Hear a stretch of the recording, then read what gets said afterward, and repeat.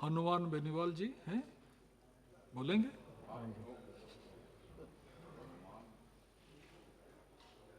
3 minute है आपके पास। 3 minutes, please.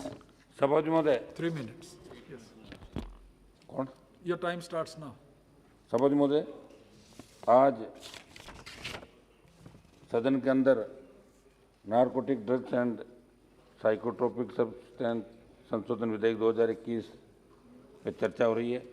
मेरे से पूर्व पक्ष और विपक्ष से विद्वान वक्ताओं ने अपनी बात रखी।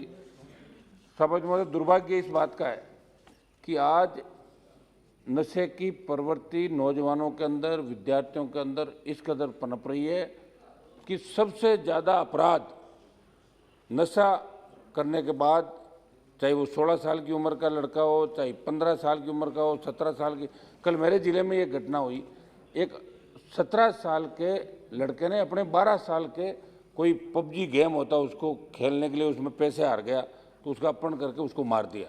उसके पीछे कई लोग और होंगे, भाई नाबालिग है तो सज़ा कम होगी, माइंड होगा, लेकिन नशा करके अपने भाई को मार देना इस ओर इंगित करता है कि हमारा जो आज भारत की सबसे मजबूत कड़ी है नौजवान है, और नौजवान नशे की प्रवृत्ति के अंदर चूर है।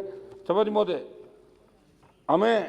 मैं तो अध्यक्ष जी से ये आग्रह करना चाहूँगा कि जिस तरह जलवायु परिवर्तन पे आपने 3 दिन डिबेट रखी, इसी तरह नशे की प्रवृत्ति से छुटकारा कैसे मिले, ये एनडीपीएस एक्ट बनाए, इनकी धाराओं में संशोधन कैसे हो, कैसे किसानों का जो अफीम के पट्टे जिनको मिलते हैं, कैसे किसानों का भला हो, इस मामले में विस्तृत चर्चा इस सदन के माध्यम से होनी चाहिए, ताकि पूरा देश देखे कि केंद्र की सरकार और लोकसभा अध्यक्ष जी जो चिंतित थे पर्यावरण को लेके।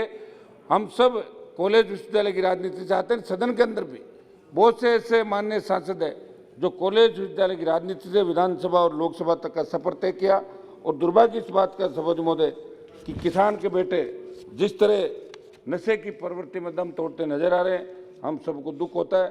सभापति महोदय, एक मैं उदाहरण दूंगा आपको कि किसान यदि किसी एनडीपीएस के मामले में झूठा पकड़ा जाता है तो उसकी सुनवाई बहुत मुश्किल होती है। और मुझे ताज्जुब हुआ, एक ऑनलाइन पत्रिका में पढ़ रहा था, बॉलीवुड के अभिनेता शाहरुख के बेटे को ड्रग्स केस में पकड़ लिया। कितना हल्ला हुआ देश भर के अंदर कि साहब इस एक्ट में बदलाव कर दो, छोटा सा अगर कम मात्रा में पकड़ा जाए तो उसमें 10 वर्ष का कारावास नहीं होना चाहिए, आजीवन कारावास नहीं होना चाहिए। लेकिन गरीब अगर पकड़ा जाता है उसकी सुनवाई और पैरोकारी इस देश के अंदर नहीं हो रही है।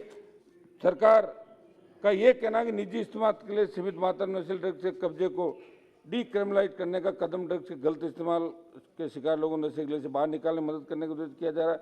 ये बात सही है कि इस एक्ट की आड़ में कई बार व्यक्तिगत मतभेद के कारण, राजनीतिक कारण से लोगों को झूठा फंसाया जाता है, लोगों का जीवन बर्बाद होता है। मैं आपके माध्यम से मंत्री जी से और सरकार से कहना चाहूँगा कि जब जवाब दें किस किस उत्पाद को कितनी सीमा तक रखना अपराध नहीं है, मंत्री जी अगर ये भी बता दें तो ठीक रहेगा।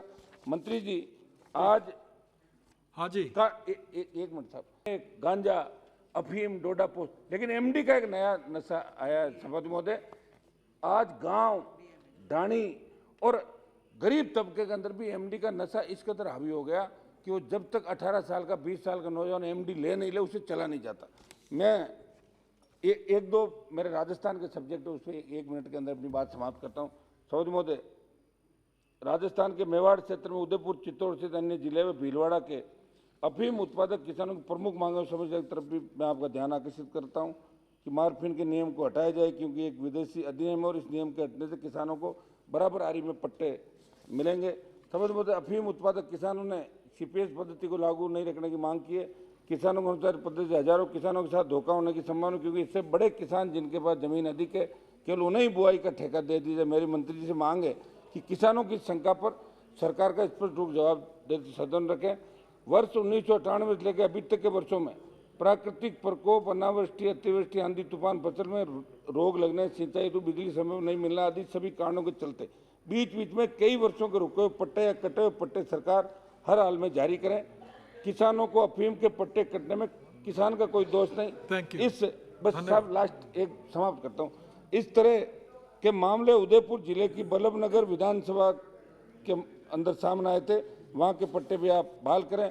मेरा आग्रह एक क्लास साहब लास्ट मेरा आग्रह है कि एनडीपीएस एक्ट की 8/29 जो धारा है जिसका जमकर दुरुपयोग हो रहा है, उदाहरण के तौर पर कोई इस एक्ट में पकड़ा जाता है तो खुद की निजी दुश्मनी से किसी का झूठा नाम ले लेता है और उसके फोन से किसी से बात हो रखी हो जिससे अगले बात करने वाले का मादक पदार्थ की तस्करी से कोई लेना देना हो, उसे भी पुलिस मुलजिम बनाती है। आगे इस धारा की आड़ में मोटी अवैध रकम पुलिस और नारकोटिक्स वाले कमाते हैं। इस पर सरकार को प्रावधान लाने की जरूरत है कि कोई निर्दोष नहीं फंसे।